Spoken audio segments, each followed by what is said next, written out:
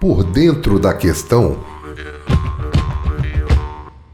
Sou Cristiano Silva, sou atualmente mestrando no Promestre, na Faculdade de Educação do FMG, pesquisador do programa Polos de Cidadania no Observatório Brasileiro de Políticas Públicas com a População em Situação de Rua, e tenho trabalhado junto com pessoas que tiveram trajetórias em situação de rua e compõem o Movimento Nacional da População em Situação de Rua. Fala pra gente, Cristiano, bem rapidinho, o que que é o Polos?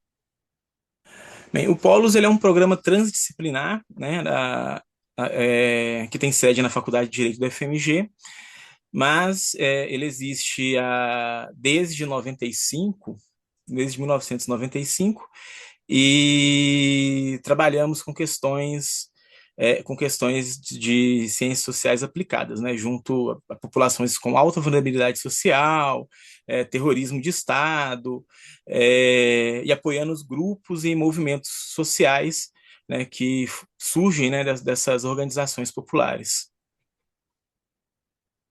Já nesse programa a gente está fazendo ele dedicado especialmente para discutir a questão da população em situação de rua.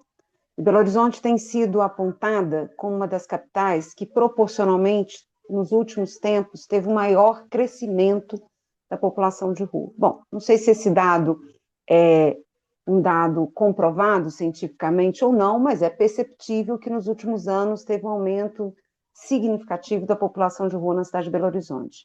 A que vocês atribuem essa questão?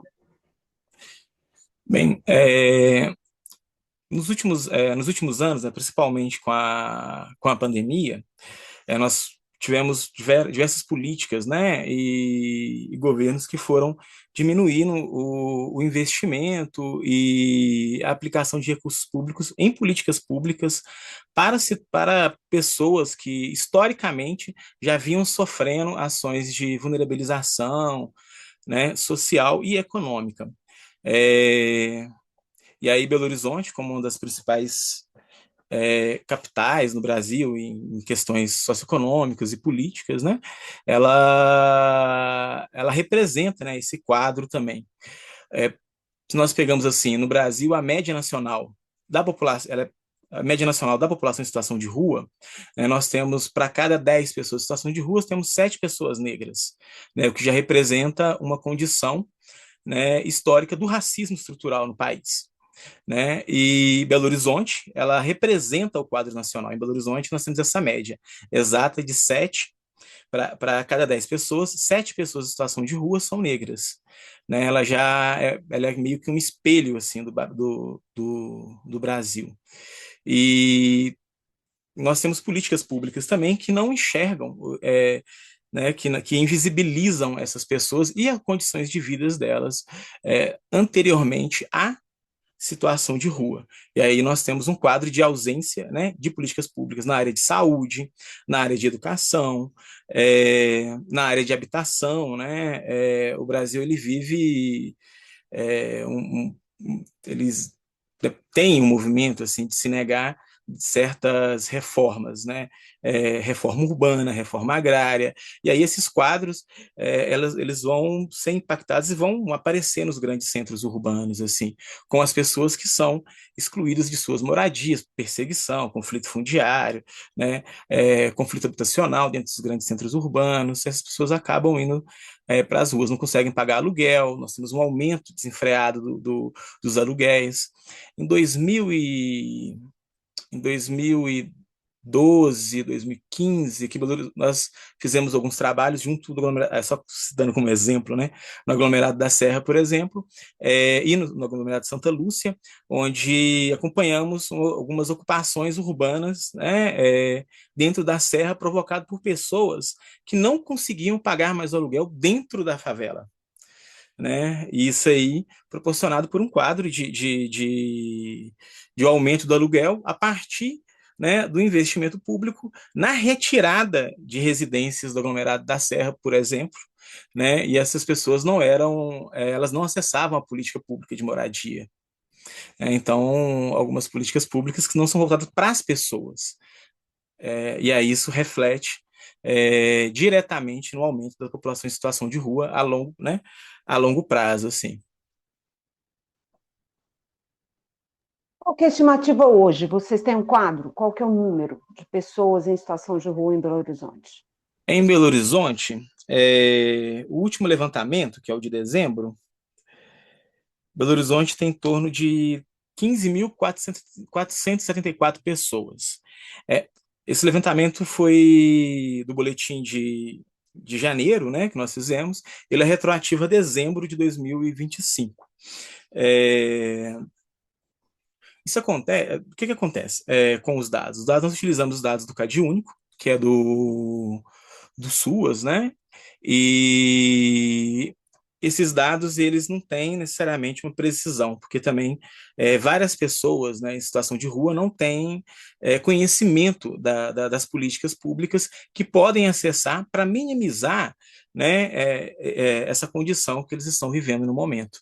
Então, a expectativa é que tenha em torno de 20 a 30% a mais de pessoas em situação de rua.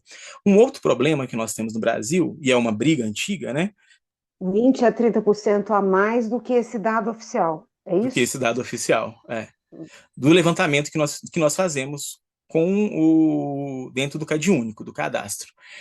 A expectativa é que nós temos dados mais expressivos a partir de um censo, que nunca foi realizado no Brasil. Assim, houve uma tentativa e algumas tentativas de censos municipais, mas a nível de Brasil, não. A gente costuma bater na tecla que no Brasil se sabe a quantidade de cachorros na rua, a quantidade de cabeças de gados que existe, e não se sabe a quantidade de pessoas em situação de rua. Tamanha o nível assim, né, de invisibilização que as pessoas em situação de rua sofrem assim, dentro do país. E né, isso reflete como que o Brasil tem uma dívida histórica com essas pessoas, né? Com relação, né, Cristiano, você fala aí de uma série de dados e informações importantes para a gente pensar, e aí a gente pensando em Belo Horizonte, com relação às políticas, né, que você vem falando que historicamente as políticas são mais de falta de assistência e retirada de direitos dessas pessoas do que de fato de acolhimento dessas pessoas, né? Isso é uma questão fundamental, porque quando a gente fala, né, da Constituição, do direito à habitação, do direito à saúde, direito à educação, essas pessoas elas têm negados esses direitos constitucionais. Como que está hoje essa situação em Belo Horizonte? Você percebe, a partir das pesquisas que vocês fazem, que tem uma política pública em Belo Horizonte de assistência a essas pessoas ou ainda é muito precário? Como que é o cenário? Não, é bastante precário, né? Belo Horizonte segue uma história assim, no Brasil né, de negação de direitos ou de criação de políticas e de leis, né, de cerceamento mesmo, assim, do acesso a direitos fundamentais das pessoas.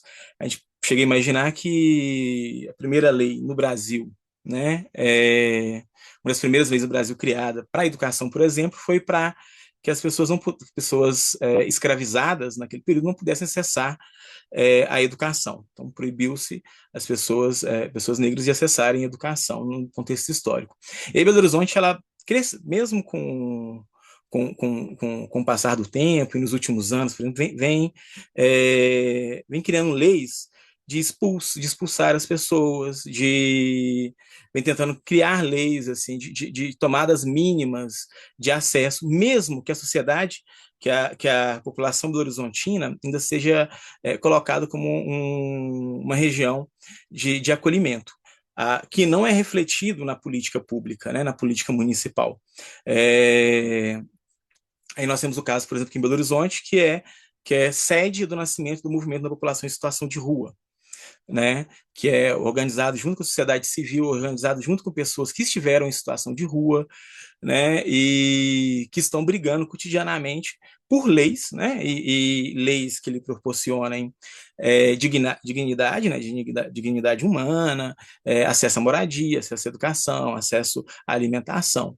Só que o que nós vemos aqui é o contrário, né, denúncias, por exemplo, assim, de abrigos com percevejos, ações restritas de entrada das pessoas, leis, por exemplo, assim, que não acolham as pessoas em horários que possibilitem elas a chegar nos abrigos, por exemplo. A quantidade de abrigos não é suficiente. Nós não temos ações na área de educação, por exemplo, que acolha totalmente essas pessoas. Se a gente parte para a assistência social, desde 2010 tem uma pesquisa realizada pela PUC Minas, por exemplo, da assistência social da PUC Minas, que falava que nós deveríamos ter o dobro de CRAS em 2010, né? Então, nós temos leis aqui que nós vamos, o Brasil está muito mais preocupadas não em dialogar e resolver o problema da população da situação de rua, e sim, né, de invisibilizar mais ainda, ou de expulsar as pessoas da cidade. Né, muito menos do que leis que acolham e que transformem socialmente e economicamente o modo de vida dessas pessoas.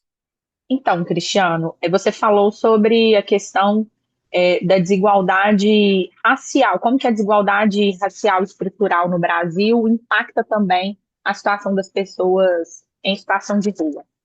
Como que você interpreta esse número no contexto de Belo Horizonte e de que forma que o racismo estrutural se manifesta como um mecanismo central que leva a população negra a ser a população com maior número em situação de rua, e isso ser, né, de uma forma desproporcional? Isso é interessante pensar sobre isso, porque o Nego Bispo, né, ele traz uma reflexão assim, traz uma reflexão muito interessante sobre Belo Horizonte.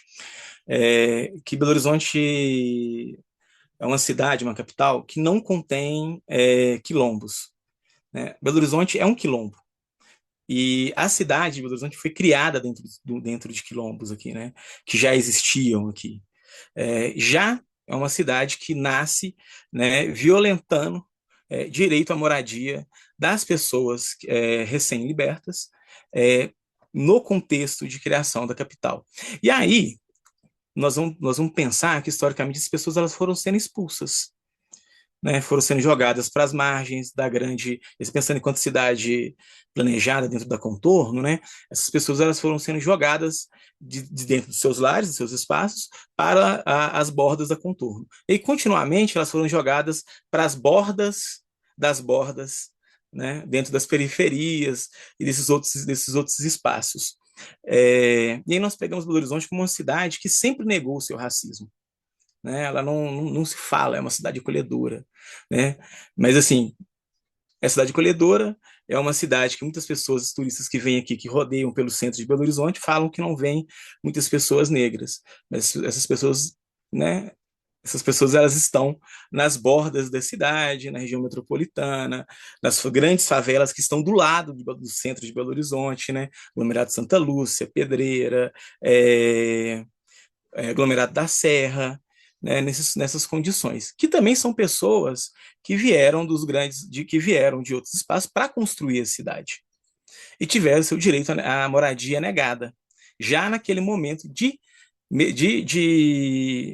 invasão de invasão e construção da cidade, da capital.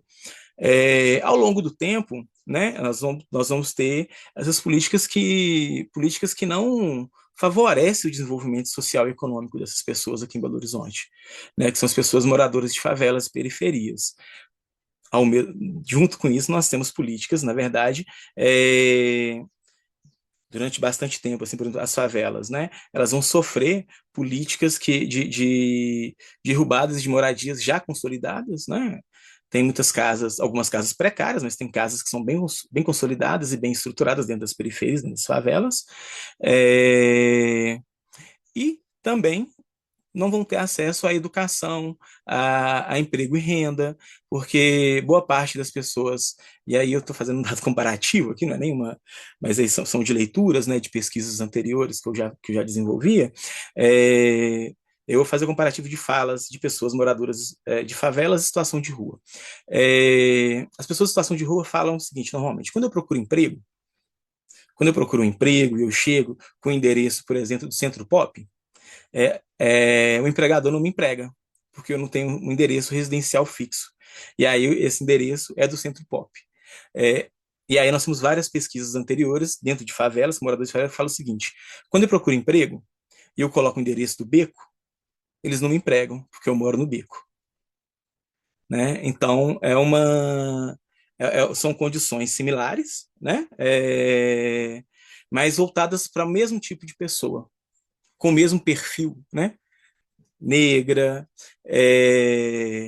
sem uma residência própria, que são pessoas que são excluídas socialmente do direito à moradia, do direito à educação, do direito à economia, do direito à vida. E aí, quando a gente pega Belo Horizonte com um quadro, né, de vereadores que representam uma fala conservadora, e aí conservadora no sentido de manter um poder, né, que é um poder da hegemonia do homem branco, hétero, normativo, dentro da sociedade, a gente vai perceber que é um quadro, né, já pensado para políticas que não favoreçam o desenvolvimento. Não sei se desenvolvimento é a melhor palavra, eu ainda, voltando com o nevoguismo, ainda prefiro o envolvimento dessas pessoas com a sociedade e com a vida. E aí, de uma maneira maior, assim, de transformação da sociedade para a classe trabalhadora, né? E aí pensar todo esse grupo como uma classe trabalhadora que está ali desenvolvendo e construindo a sociedade a partir da base. Na verdade, é uma situação que se retroalimenta, né? Isso. A população de rua não tem, ou a população mais pauperizada, ela sofre um preconceito, uma discriminação e uma violência e acaba aumentando a pauperização. Agora, Cristiano, você, numa conversa anterior, você tocou algumas coisas que eu acho que é importante, né? São alguns eixos que vocês têm da pesquisa. E uma das coisas que você falou que me chamou a atenção foi na questão das ondas migratórias em função das emergências climáticas e de outros elementos. Como é que isso impacta? E como é que isso é um elemento novo de impacto? Novo é o quê? Uma década, 2 décadas? Como é que é isso? Então, nós temos essa questão das questões climáticas, né, que vem alterando, assim, em várias regiões o clima, seca, chuva. Então, em determinados lugares as pessoas já não conseguem mais sobreviver naqueles ambientes. E aí elas acabam migrando, diferente do processo migratório da década de 80, que também proporciona, né, um certo aumento da população em situação de rua. Hoje, já tinha esse impacto, assim, já na década de 80, né? Você imaginar que nós tivemos um grande período de seca assim, no norte mineiro. Eu mesmo sou fruto desse processo migratório aqui em Belo Horizonte, né? Minha família migra para Belo Horizonte, São Paulo, saindo do norte de Minas, né? Em busca de melhores condições de vida, e de trabalho e de estrutura. Mas aí a gente pode imaginar esse processo hoje, contemporâneo, né, nessas mudanças radicais do clima. Então as pessoas já não conseguem, e aí é engraçado, isso aí eu conversando com algumas pessoas do campo, me falaram, olha, tem períodos que a gente pegava para plantar e sabia que a chuva ia ser naquele período. Hoje não. Hoje nós temos um período agora, por exemplo, muito atípico, né, que foi esse mês de janeiro e esse início do mês de fevereiro, onde nós tivemos até frio em fevereiro, né? Eu não lembro, sinceramente eu não lembro de frio em fevereiro. Frio em janeiro, eu não lembro, não estou lembrado desse, assim.